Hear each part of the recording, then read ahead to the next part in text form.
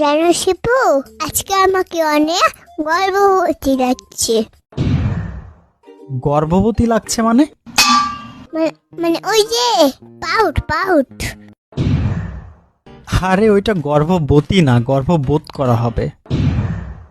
চুপ, একদম চুপ। আর তাছাড়া পাউড না, প্রাউড হবে। চুপ। আচ্ছা যাই হোক, তুমি কি জন্য গর্ভবতী হচ্ছ শুনি? আমি একজনের অনেক বড় উপকার করে দিলাম।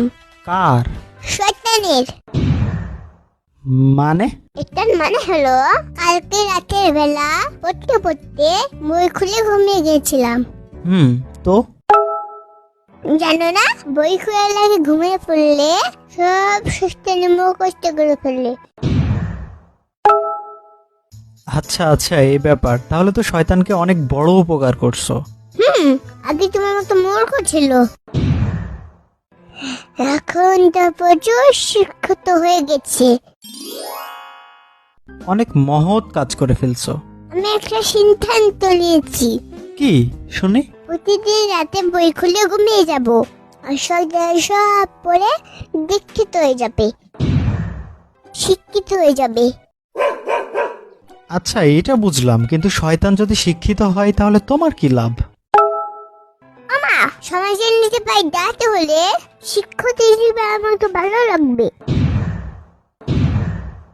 অনেক গভীর চিন্তা করে ফেলছো তো।